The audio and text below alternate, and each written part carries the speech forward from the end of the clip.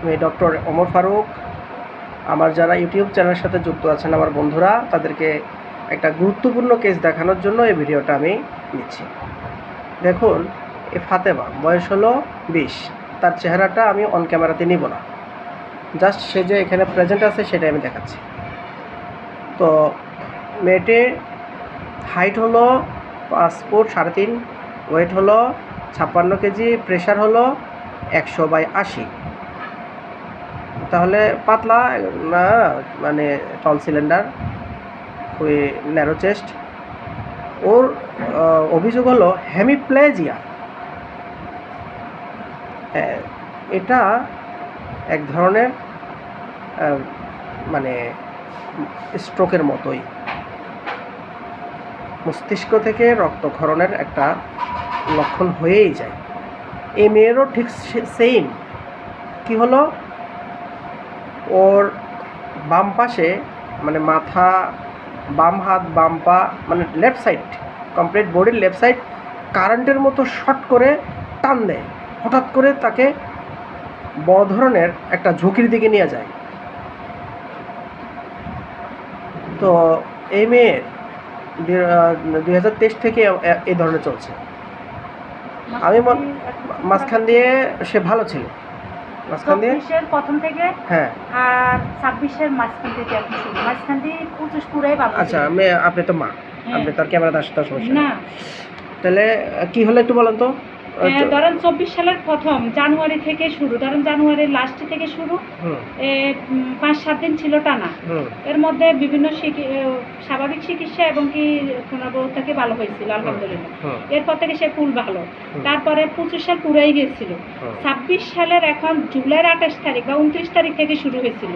এখন অগস্ট মাসের আজকে ধরেন 6 তারিখ পর্যন্ত। আজকে কি হয়েছিল সেটা বলেন।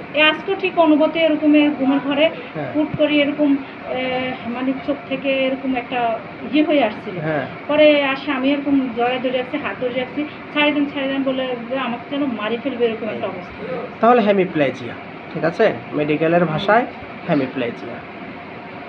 তো বন্ধুরা, আমাদের রোগের নামের কোনো মানে অত মেডিসিন সিলেকশনে অত বাধ্যবাধকতা নাই, কিন্তু কথা হলো আমাদের লক্ষণ, মেডিসিনের লক্ষণ ঠিক থাকতে হবে। আসসালাম। তো হিস্ট্রি অফ ব্লিডিং আছে তার, তাহলে তার হিস্ট্রি কি? ওকে দাও। চিলি, রোগীটি chilly, thirst profuse, sweat profuse, tall cylinder, narrow chest body and thin person. Desire for salt, also craving salt, ice cream, spicy, seasoned food and sour. Aversion to sweet. History of bleeding. Mind, fear of thunderstorm, dark ghost and magnetized. Fear of bleeding, mild temperament, intelligent.